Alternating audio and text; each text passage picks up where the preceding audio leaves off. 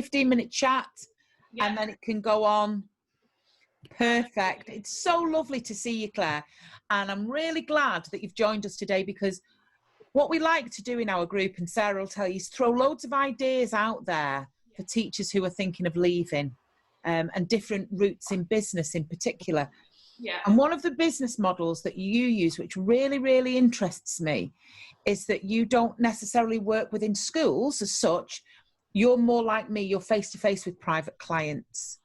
So could you tell us a little bit about the wonderful world of Tappy Toes? Yes, absolutely. I'd love to. So thank you firstly for having me on. Thank you very much. So Tappy Toes is a dance/movement syllabus that I created several years ago now. I used to be a professional dancer, and there wasn't really much out there for really little ones. When I was dancing, it was kind of from 3 years old that people would take little ones, and that was always for ballet. And then if you wanted anything else, it was when you got a bit older that you could join sort of modern and tap. Yeah. So that was where the idea for Tappy Toes came from. So I started teaching my own little Tappy Toes classes alongside my dancing career. And then when I got pregnant with my first child, I realised that actually this is the perfect kind of business for having small children, being able to be around for them during the day, to take them to school, to pick them up, to be around in holidays. So I realised it was kind of the perfect lifestyle business for mums. And that's when the idea to kind of franchise it was born. We had a lot of demand for classes. I couldn't do them all myself. Took on like a pilot franchisee. She started doing some classes in a different area, and it kind of grew from there, really. Wonderful. Wonderful. So going back to the original business model, in the most basic sense, where do you find the people, and where do you do your classes? So we offer our classes to the general public. So we'll set up a class. It might be in a church hall. It might be in a gym, a studio in a gym, something like that. And then we'll advertise that class, and then mums and kids come along and join us. They book on for the term. We have kind of a certain amount of spaces per class, and they book in, and that's one avenue. And then our bread and butter money, if you like, comes from our nursery sessions. All right. We go into quite a lot of nurseries on a weekly basis. So we have a contract with the nurseries. We'll go in each week at a certain time, and we'll run classes for the kids at the nurseries, which is brilliant fun. And I should imagine, because that gives you two very different income streams, doesn't it?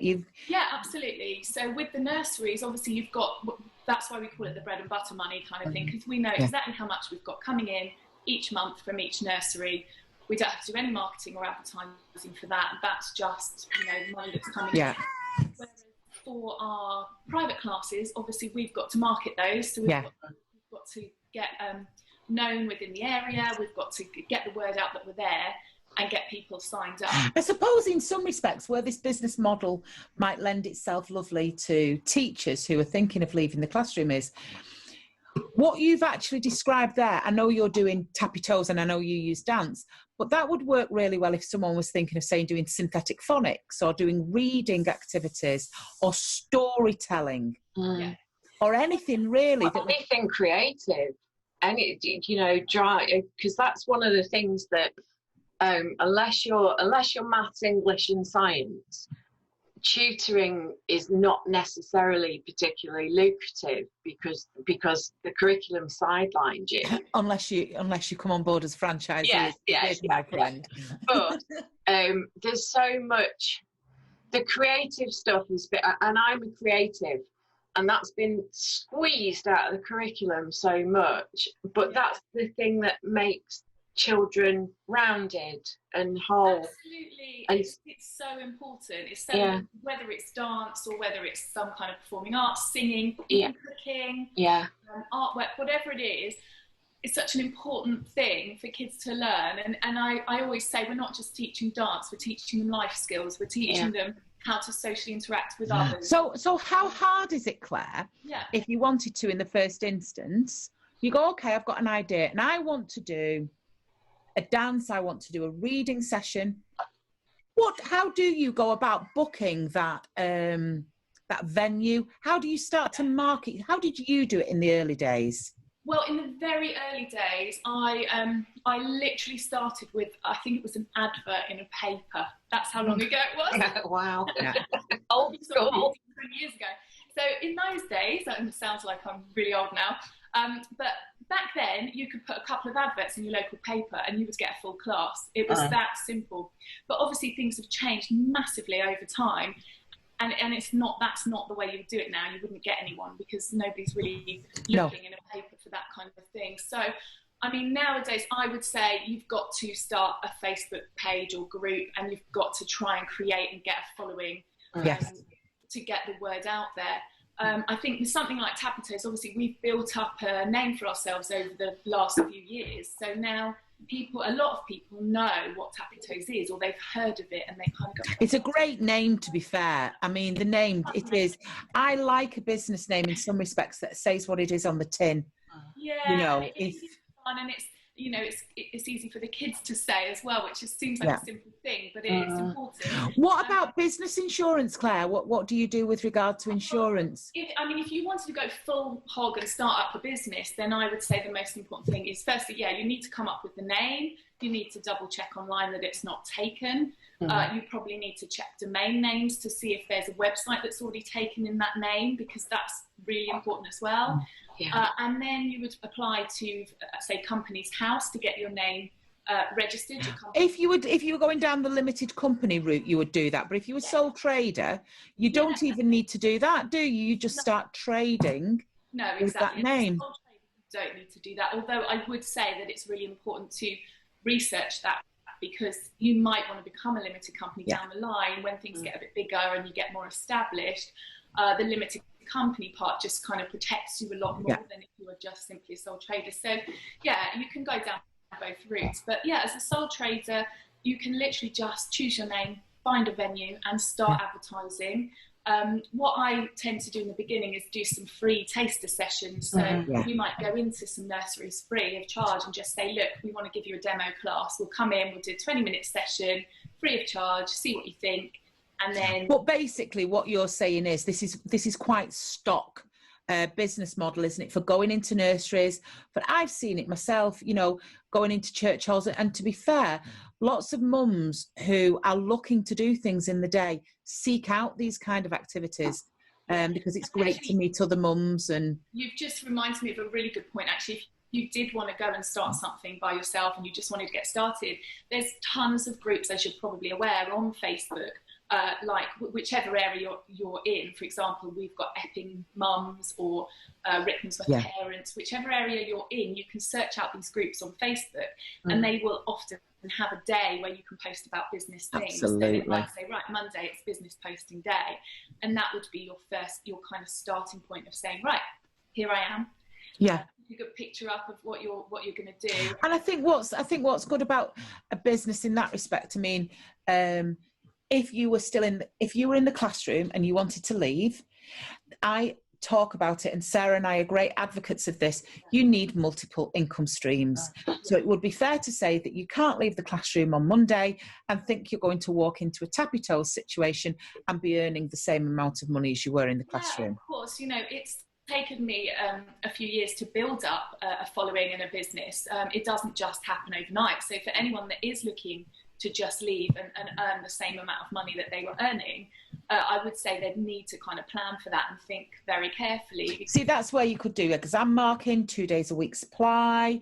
You could even get a job in a shop if you needed to create that money, but you slowly start to build your skills up.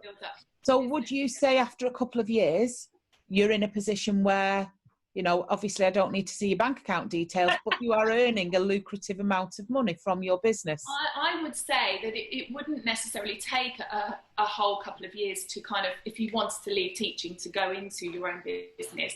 For example, we've got a couple of franchisees that were teachers, so they're doing this exact same thing that you're talking about. So they were teaching PE, one of them was teaching PE in a secondary school, one of them was a primary school teacher.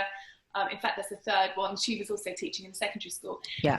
And I think for two of them, they went down to part-time teaching. So they were maybe only doing 2 or 3 days a week at school. Absolutely. Whilst they started up their class. It's that seesaw business every time. And once they sort of thought, right, I've got a couple of nursery contracts in the bag, I've got a couple of classes running, I'm ready to take the plunge. Because I think the other thing as well is you don't want to spread yourself too thin. Like if you decide, right, I want to go for this and I want to build this business, then whatever that business is, it's going to take your time. Oh, I talk about multiple income streams all the time, but the minute the teacher exits the classroom and starts working on Connexus Tuition full time, it goes boom.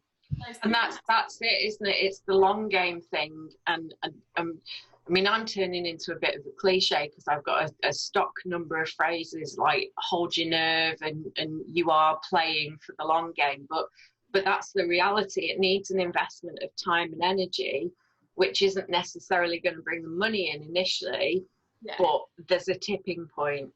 Absolutely. Where it, And I think you almost need to come into it with like maybe a 3 or 5 year plan where you go, right, at the end of 3 years I want to have achieved this, at the end of 5 years I need to be here. And sometimes you create your 5 year plan, you think, oh my goodness, how am I ever going to get there? You need to break it down into much smaller chunks. Absolutely. But don't you think as well, Claire, that it's not just about coming out of the classroom because I need to earn this amount. It's I want to come out of the classroom and I want a life. I want a life where I remember when I first came out of the classroom, one of the most amazing things was to be able to go shopping in the day. The little things, isn't it? I mean, me and all the senior citizens queuing up in Tesco. And also when you do come out of teaching, you realise how many people are about in the day as well. Yeah. You know, it's not what you think. It's definitely a lifestyle choice, and it's for me, when I was dancing professionally, I was also teaching after school every night. So I could be working during the day rehearsing. I could then be teaching from 5 till 9:30 p.m. Now, when I got pregnant, I was like, that's not going to work for me. I don't want to teach at that time. I want to be home with kids.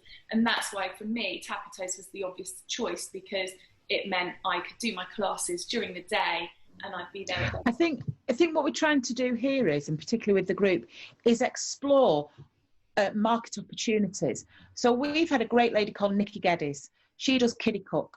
So she does wraparound care. She does breakfast and she does the after school care, contracted by the school, cooking in primary schools. You've talked about renting your own church hall and dealing face to face with the parents. And it doesn't have to be a dusty and windy church hall. There are some beautiful community centres, really plush environments. And then you've also got an inroad with the nurseries and that kind of thing.